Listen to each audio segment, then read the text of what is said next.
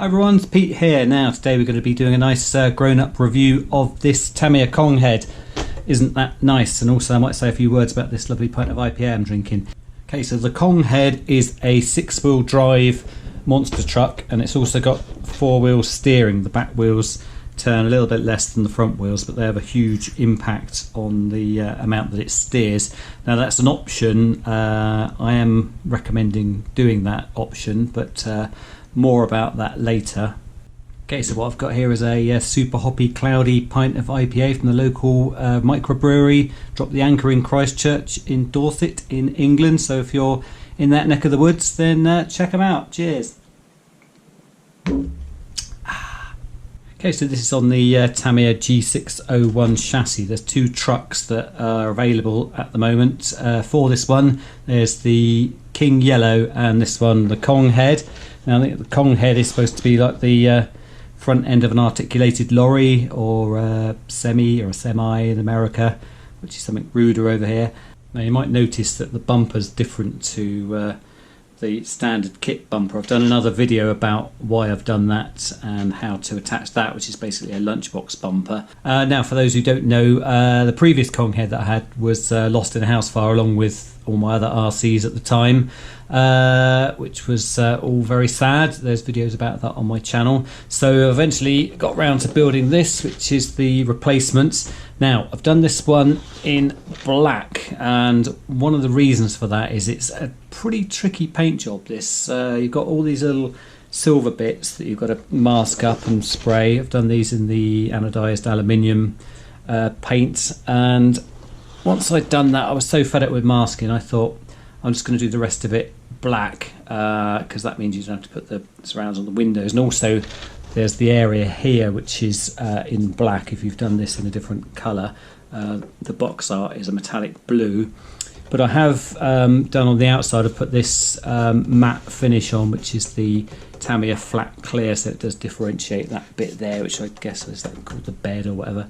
So anyway, I think it looks good, and I've done the full set of Tamiya stickers on this one because I think the yellow and the black go really well together. So yeah, I'm pretty happy with how that looks. So as a kit to build, this was fantastic. Yeah, I really enjoyed it. I don't think there's any sort of downsides to it, and it's not as complicated as you think. The gearbox looks complicated when you see it on the side of the box, but in reality you just put everything in the order that they say.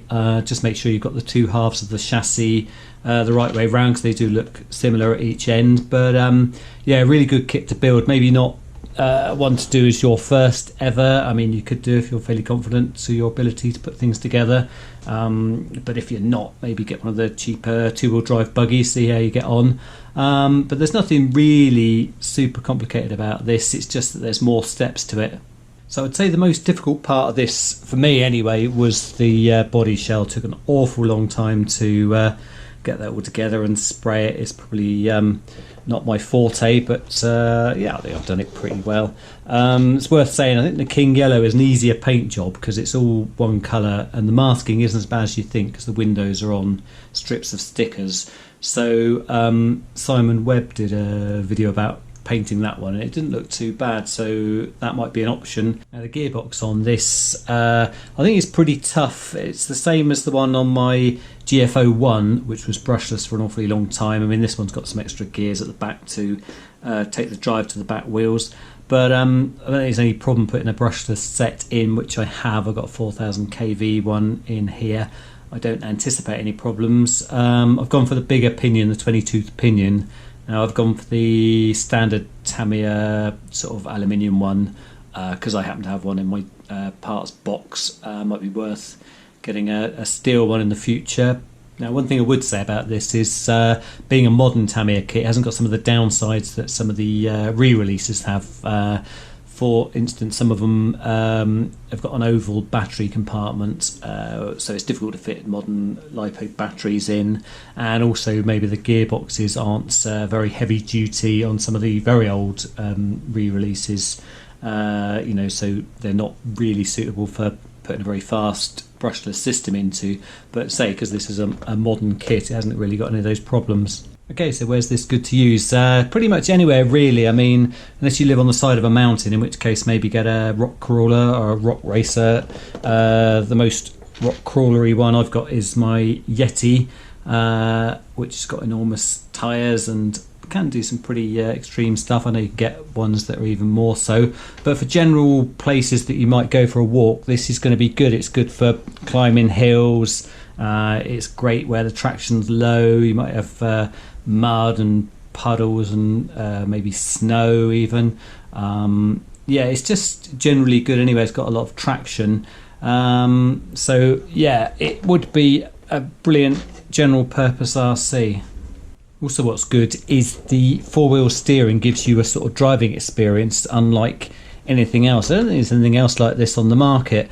And if you've already got a few RCs, then this does offer a different experience of driving.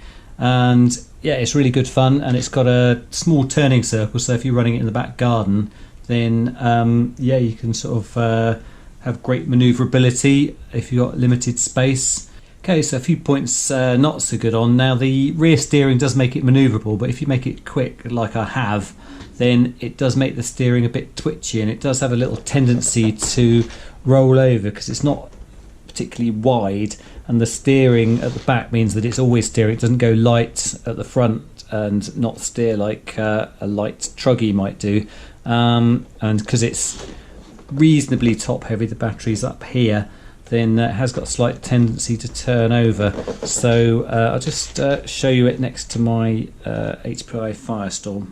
Okay, so look at how wide that is, and it's still got plenty of ground clearance, but it's sort of lower to the ground, lower central gravity, so it does fantastic cornering and jumps, and it's very tough.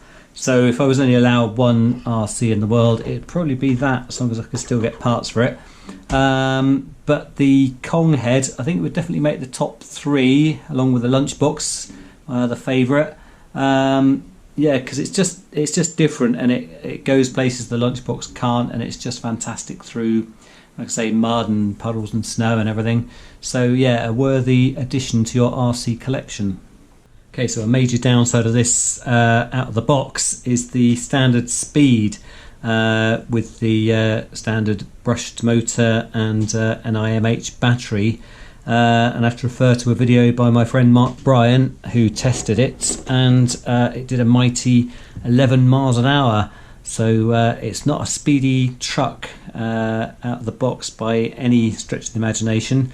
I guess that would be alright for your garden. It's fair to say there's cheaper things you could buy to go 11 miles an hour and run around the garden, but it is a great kit to build. So anyway, I've got my 4000 kV brushless system in this, and I'm running it on a 2S LiPo, and I have had a chance to speed test this. So let's have a look and see how it got on.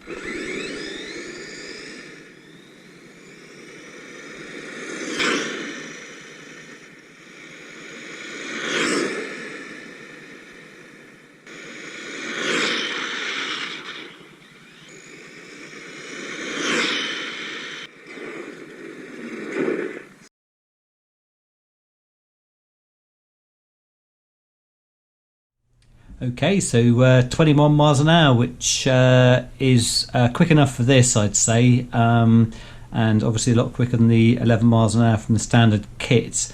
But out of a standard, like a buggy or something with a standard motor and battery, you'd probably get something near 20 miles an hour. So it just shows you how much extra power you need with all the wheels that this has got. So I definitely recommend an upgrade to the motor if you want to get a little bit of speed out of this one. Now, I have gone for the full bearing set with this one. It's not a cheap option. There are 40 of them, I think, which includes some that are in the steering mechanisms, front and back.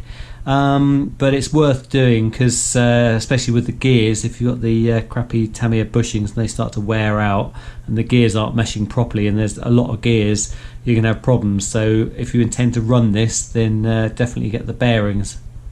Okay, so just taking the shell off so we can have a little look inside. So the battery goes in the top there, and all your electrical gubbins goes at the back there. Then you've got your servo for the front steering there, and if you've done the rear steer servo is there. So you can see there's a reasonable amount of weight high up, and sort of what I was saying earlier about the fact it does have a slight tendency to topple over. I mean, it's still lower than it looks when it's got the body on.